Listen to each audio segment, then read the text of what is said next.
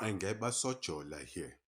Now, when we look deep into how the economic problems of Zimbabwe started, we need to look deep into the period of the 1990s, right?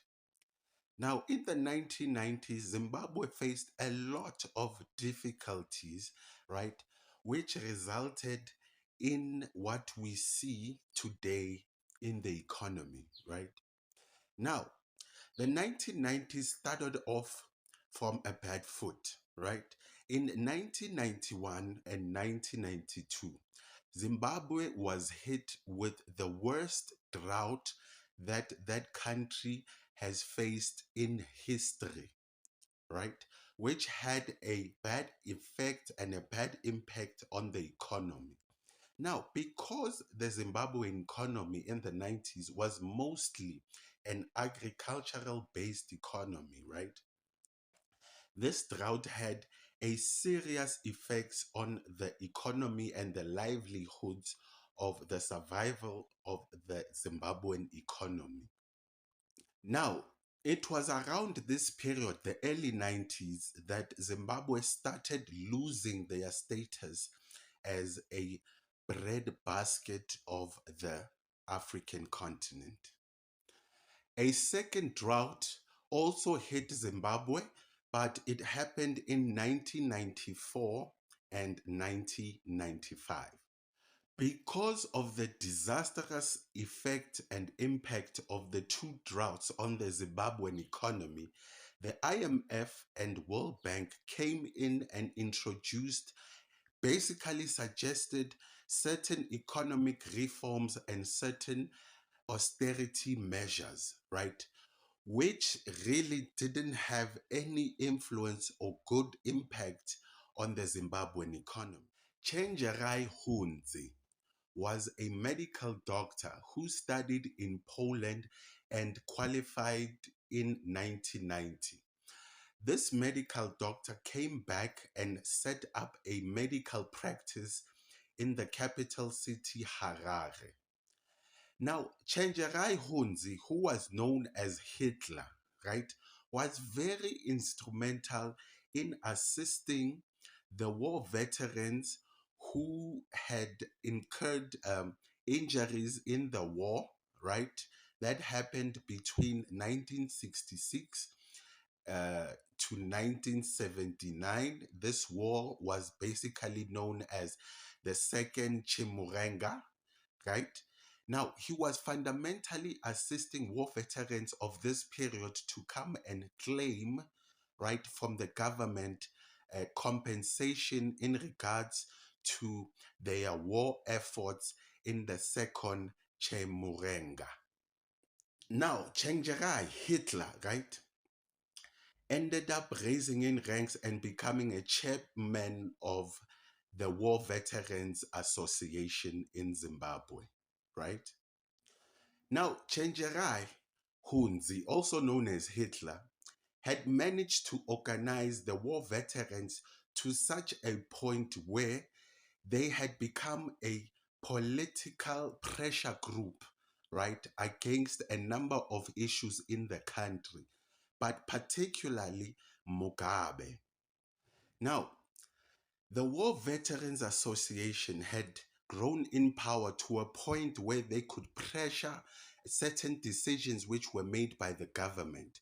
In 1997, Mugabe bent towards the demands of the war veterans, right, which fundamentally wanted a victims' compensation for the war veterans. Now, the victim compensation was fundamentally about 100 million US dollars, which was fundamentally giving about 50,000 Zim dollars, right, to each veteran. There was about 50 to 55,000 veterans which needed to get this amount. When we converted into dollars, right, so each veteran was supposed to get about $1,315, right, in compensation payment. Now, because these expenses were unbudgeted for, right, the effects of this agreement, right, by the government or by Mugabe had an effect of a currency drop, right, in value of about 72%. So the currency of Zimbabwe dropped about 72% in value. Now, the stock market also crashed or went down about 46%, right?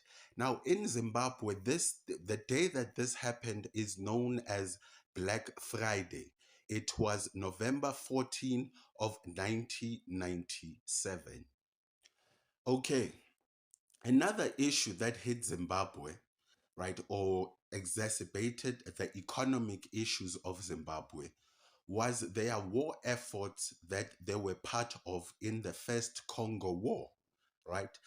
Zimbabwe, now between the year 1998 and 2002, Zimbabwe had deployed about 12,000 soldiers with military equipment in assisting in the Congo war that was going on. It was the war veterans led by Chenjerai Hunzi, the Hitler, who started invading white-owned farms in Zimbabwe.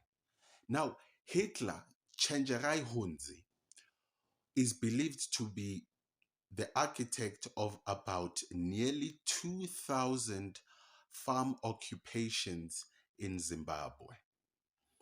Now, when these farm invasions started, right, Mugabe or the Zimbabwean government released a list of farms that are to be purchased compulsory or sold compulsory under the principle of willing buyer and willing seller. There were about 1,471 farms which were to be in this compulsory list of willing buyer, willing seller.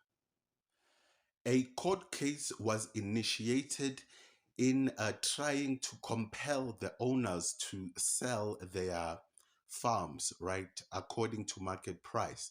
But the court case dragged on until the war veterans couldn't take it anymore and started a wide scale invasion of farms in the year 2000. Hitler was also the instigator of a violence around the 2000 election, the parliamentary elections in Zimbabwe. So, in summary, the economic problems in Zimbabwe did not necessarily start with the farm invasions, right? But it started with a drought in the early parts of the 90s, a reform program that was introduced by the World IMF and World Bank that didn't work, right? A second drought hit them in the mid 90s, right? There was also huge demand from the war veterans and the efforts of Chenjerai, right? Before the full scale sanctions came in the early 2000s, right? So the economic problems in Zimbabwe are not necessarily because of the sanctions, but because of certain things which happened, particularly in the 90s. Without any facts that I can add here, I'd like to end the video and thank you for this opportunity.